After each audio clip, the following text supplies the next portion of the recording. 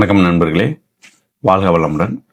இன்னைக்கு நாம் எதை பற்றி பார்க்க போகிறோம்னா, பிரிட்டனுடைய ஒரு போர் நிபுணத்துவம் பெற்ற கட்டுரையாளர், உலக வெளியுறவுத்துறையை சம்பந்தப்பட்ட மிக பரபரப்பான கட்டுரைகளை எழுதி மிகப்பெரிய அளவிலான பேரும் புகழும் பெற்ற ஒரு அறிஞர்.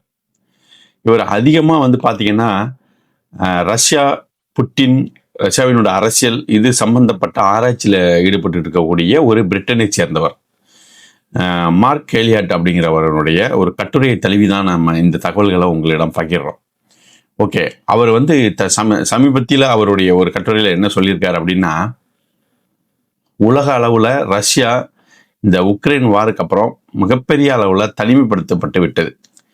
மேற்குலக நாடுகளாக இருந்தாலும் சரி, அமெரிக்காவாக இருந்தாலும் சரி, நேட்டோ நாடுகளாக இருந்தாலும் சரி, கிட்டத்தட்ட உலகத்திலிருந்து எப்படி நார்த் கொரியாவை தனிமைப்படுத்தி வச்சுருக்காங்களோ அந்த அளவுக்கு தனிமைப்படுத்தப்பட்ட ஒரு நாடாக ரஷ்யா இருக்கு. இது புட்டினுக்கு மிகப்பெரிய ஒரு கவலை தெரிவிக்கக்கூடிய விஷயமா இருக்கு. இந்த சமயத்துல ரஷ்யாவினுடைய மிகப்பெரிய பழம்பெரும் நண்பர் யார் அப்படின்னா இந்தியா தான் ரஷ்யாவை பொருளாதார ரீதியாகவும் தொழில் ரீதியாகவும் உலக நாடுகள் தனிமைப்படுத்தினாலும் திருப்பி பிரிக்ஸ் கூட்டமைப்பு இதெல்லாம் ஸ்ட்ராங் பண்ணி ரஷ்யாவை அதில் இணைச்சி மிகப்பெரிய ஒரு உதவியை இந்தியா பண்ணிக்கிட்டு இருக்கு. சமீப நாட்களில் மோடி அவர்கள் இது போருக்கான காலம் அல்ல, ரஷ்யாவும் யுக்ரைனும் பேச்சுவார்த்தைக்கு வரணும் அப்படின்னு அவர் சொன்னதும், ரஷ்யா சமீபத்தில் இந்த ஆப்ரேஷன் சிந்தூரில் இது இந்த இரு நாடுகளும் பேச்சுவார்த்தைக்கு ஈடுபட்டு போரை நிப்பாட்டணும் அப்படின்னு மேம்போக்க அறிக்கைகள் விட்டது. இது எல்லாமே நீ அடிக்கிற மாதிரி அடி, நான் அழுகிற மாதிரி அழுகிறேன் அப்படின்னு சொல்கிற மாதிரி உண்மையிலேயே இந்தியா ரஷ்யாவை எந்த காலத்திலும் விட்டு கொடுக்காது, ரஷ்யாவும் அதே போல் இந்தியாவை எந்த காலத்திலும் விட்டு கொடுக்காது. இந்த ஒரு டீப் ரிலேஷன்ஷிப் ரெண்டு நாடுகளுக்கு இடையிலையும் இருக்குது அப்படிங்கிறத மிகவும் ஆணித்தரமாக சொல்கிறாரு. இதில் பார்த்தீங்கன்னா ரஷ்யாவோட அரசியல், உளவுத்துறை, பிஎஸ்பி, ஜிஆர்யூ மற்றும் ரஷ்யா மேற்கு நாடுகள் உறவுகளை பற்றி இவர் அதிகமான ரிசர்ச் கட்டுரைகள் வெளியிட்டிருக்காப்புல. முதல்ல மார்க் எலியட் யார் அப்படின்னு பார்த்தீங்கன்னா, யூனிவர்சிட்டி காலேஜ் ஆஃப் லண்டனில் ப்ரொஃபஸராக இருக்கார். ராயல் யூனிட்டி சர்வீசஸ் இன்ஸ்டிடியூட் அதில் முன்னாள் ஆராய்ச்சியாளர், ஆராய்ச்சி நிபுணர். மேயாக் இன்டெலிஜென்ஸ் அப்படிங்கிற ஒரு தனியார் புலனாய்வு துறையினுடைய மேனேஜிங் டைரக்டர். இவர் தான் மார்க் எலியட், ரொம்ப ஃபேமஸ் ஆனவர். சரி, ஓகே. இவரோட முக்கியமான நூல்களை பார்த்தீங்கன்னா we need to talk about Putin அப்படிங்கிற ஒரு புக்கு ரொம்ப ஃபேமஸ். விளாடிமிர் புட்டினை பற்றியான கட்டுரைகள் இதில் கோத்திருக்காரு. அது மட்டும் இல்லாமல் புட்டின்ஸ் வார் அப்படின்னு சொல்லி ஒரு book, the victory Russia super power mafia அப்படின்னு சொல்லிட்டு ஒரு book, short history of Russia அப்படிங்கிற ஒரு புக்கு. இந்த மாதிரி புக்கெல்லாம் மார்க் எலியட்டுடைய மிகவும் ஃபேமஸான புக்கு. உங்களுக்கு வாய்ப்பு இருந்துச்சுன்னா இன்டர்நெட்டில் டவுன்லோட் பண்ணி படிங்க. இது எதுக்கு மெயினாக அவர் சொல்கிறார் அப்படின்னா, இந்த உலக அளவில் ரஷ்யாவை தனிமைப்படுத்தும் மேற்குலக நாடுகளின் அமெரிக்காவினுடைய இந்த முயற்சி தவிடுபொடி ஆகிருச்சு. இந்த முயற்சியை இந்தியா அடித்து காலி பண்ணிட்டாங்க. இந்தியாவின் காரணமாக தான் ரஷ்யா மேற்குலக நாடுகளாலேயோ இல்லை நேட்டோவாலேயோ தனிமைப்படுத்த முடியல அப்படிங்கிறத சொல்கிறார்.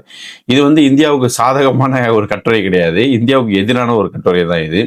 அவர் என்ன சொல்கிறாருன்னா, நீங்கள் அடிக்கிற அடி ரஷ்யாவை இந்த மேற்குலக நாடுகள்லாம் சாங்ஷனாலேயோ இல்லை யுக்ரைன் மூலியமோ போர்னாலேயோ எல்லாத்தையும் கேடயத்தை கொண்டு தடுத்து கொண்டு இருக்கிறது இந்தியா அப்படிங்கிற மாதிரியான ஒரு கட்டுரை இது. இவர் என்ன சொல்றாருன்னா, இந்தியா ரஷ்யா எண்ணெயை வாங்குறதின் மூலமாக ரஷ்யாவின் பொருளாதாரம் கீழே விழாம இந்தியா தடுக்குது அப்படின்னு சொல்றாரு. அது மட்டும் இல்லாம பிரிக்ஸின் வாயிலாக ரஷ்யாவுக்கு உலகளாவிய சட்டப்பூர்வ ஒப்புதல் வாங்கி கொடுக்குறாங்க இந்தியா அப்படின்னு சொல்றாரு. காரணம் இது உண்மைனா, கிட்டத்தட்ட இந்தியா உலக பாப்புலேஷன்ல 40% இருக்கிற நாடுகள் இந்த பிரிக்ஸ்ல இருக்காங்க. ஸோ ரஷ்யா யூஎஸ்ஓ இல்லை நேட்டோ, ஐரோப்பிய யூனியன் நாடுகள்லாம் தனிமைப்படுத்தி சாங்ஷன்ஸை போட்டு இதை பண்ணினாலும் பிரிக்ஸ்ல நம்ம ரஷ்யாவை உள்ள இழுத்து நீ தனியாக கிடையாது, உங்களுக்கு முன்னாடி நாங்கள் இத்தனை பேர் இருக்கிறோம் அப்படிங்கிறத இது ப்ரூவ் பண்ணிக்கிட்டு இருக்காங்க. அது மட்டும் இல்லாமல் உலக நாடுகள் அனைத்தும் எதிராக இல்லை அப்படிங்கிறத இந்தியா ரஷ்யாவுக்கு சொல்லி, கவலைப்படாத நண்பா, நான் இருக்கேன், நாங்கள் இருக்கோம் அப்படிங்கிறத புட்டினுக்கு ஒரு தைரியத்தை வரவழைக்குது அப்படின்னு சொல்கிறாங்க. அது மட்டும் இல்லாமல் இந்த யுக்ரைன் ரஷ்யா வாரில் ரஷ்யாவினுடைய மிலிட்ரி இண்டஸ்ட்ரீஸ் ஃபுல்லாகவே டவுன் ஆயிடுச்சு. அதை பூஸ்டப் பண்ணுறதுக்கான வேலைகள் வந்து இந்தியா நிறைய ஆர்டர்ஸை கொடுத்து, இப்போ வந்து இஸ்ரேல், பிரான்ஸ் இவங்கள்ட்ட எல்லாம் ஆர்டரை கம்மி பண்ணி ரஷ்யா கிட்ட இருந்து நிறைய ஆர்டரை கொடுத்து வாங்கிட்டு இருக்காங்க. ஈவன் தோ வந்து ரஷ்யாவோட டெலிவரி வந்து ரொம்ப ஸ்லோவாக இருந்தாலும் அப்படிங்கிறத முக்கியமாக அவர் வந்து இதில் வந்து சொல்கிறது எல்லாமே உண்மை மக்களே. இப்போ நீங்கள் வந்து பார்த்தீங்கன்னா ஐரோப்பிய யூனியன் நாடுகளும் சரி, நேட்டோவும் சரி, ரஷ்யாவோட ஆயில், கேஸ் இதெல்லாம் வந்து டோட்டலாக வந்து ஸ்டாப் பண்ணிட்டாங்க. இந்தியா என்ன பண்ணுறாங்கன்னா, அந்த ரஷ்யாவினுடைய ஆயிலை வந்து மிகப்பெரிய அளவில் வாங்கி இந்தியாவில் ரிஃபைனரிஸை வச்சு அதை வந்து சுத்திகரிப்பு பண்ணி, மெயினாக வந்து பார்த்தீங்கன்னா ரிலையன்ஸு, அதானி குரூப் இவங்க 2 பேரும் என்ன பண்ணுறாங்கன்னா, அதை சுத்திகரித்து திருப்பி அதே எண்ணெயை, ரஷ்யாவோட எண்ணெயை ஐரோப்பிய யூனியன் நாடுகளுக்கு நாம ஏற்றுமதி பண்ணிக்கிட்டு இருக்கோம். இதனால இந்திய அரசுக்கும் சரி, இந்திய நிறுவனங்களுக்கும் சரி மிகப்பெரிய ஒரு லாபம். அதே சேம் டைம் வந்து ரஷ்யாவுடைய பொருளாதாரம் விழுந்துடாம ரஷ்யாவோட பொருளாதாரம் வந்து கீப் ஃப்ளோயிங். இதை வந்து இந்தியா வந்து மிகப்பெரிய அளவில் 2022 செஞ்சுக்கிட்டு இருக்காங்க. அதை வந்து இவர் ரொம்ப தன்னுடைய கட்டுரையில் வந்து கடுமையாக வந்து ஸ்ட்ரெஸ் பண்ணுறாப்புல. இவர் என்ன சொல்றாரு அப்படின்னா, யூஎஸ்ஏ நினைச்சாலும் ரஷ்யாவினுடைய வந்து வளர்ச்சியை வந்து தடுக்க முடியாது. யூஎஸ் நினைச்சாலும் ரஷ்யாவை தனிமைப்படுத்த முடியாது.